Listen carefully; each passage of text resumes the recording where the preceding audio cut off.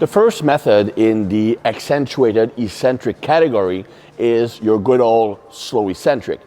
Basically doing anything from 5 seconds down to up to 10 seconds down during the eccentric phase of the movement. Contrary to what many people tend to believe, like those who believe in the time under tension theory of hypertrophy, using a very slow eccentric is not superior for muscle growth when it comes to training. First, because, well, it forces you to use less weight. The result is that you will produce less tension during the concentric portion of the lift. Because, yes, you're making the eccentric harder by controlling the descent and slowing it down, but the weight, because you have to lower it down to be able to do the slow eccentrics, will be fairly light in regard to what you can lift during the concentric phase. So because of that, yes, you're making the eccentric phase a bit more effective, but you're also making the concentric phase a little bit less effective.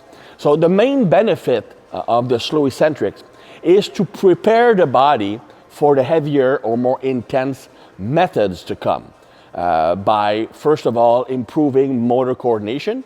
By using a slow movement pattern, it's much easier to control the body position. So from a technical mastery standpoint, the slow eccentric is very useful.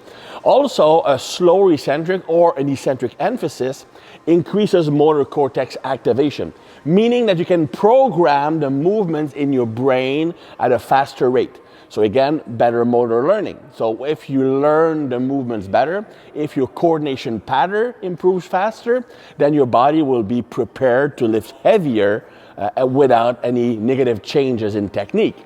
Another benefit of the slow eccentrics, as far as preparing the body for heavier lifting to come, is that it's pretty good at developing tendons. It doesn't make necessarily the tendons stronger, because again, tendons will respond to the amount of tension, but it will actually make the tendons thicker and more resilient to injuries.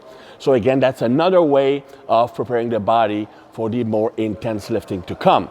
Also, as a coach, the slow eccentric, when you're watching a client, they allow you to better pinpoint the weaker muscles or the weaker ranges in the movement. Where does, for example, the body tends to shift out of position when you're doing the movement, for example? Because the movement is slow, you cannot bypass or go fast through those sticking points, right? That's the thing with going fast.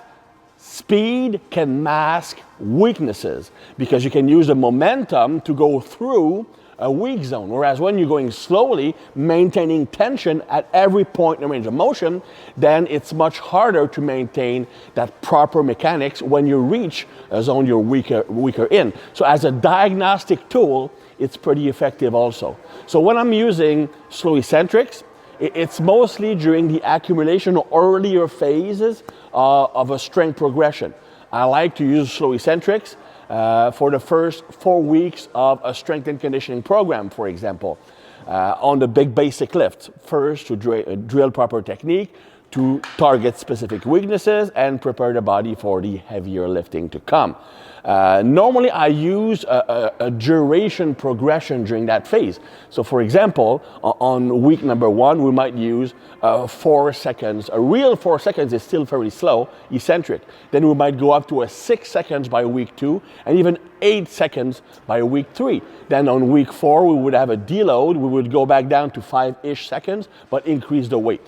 So that will allow you to gradually make the movements tougher without having to add weight right now. Because the goal of the accumulation phase is to prepare the body, not to challenge it right away.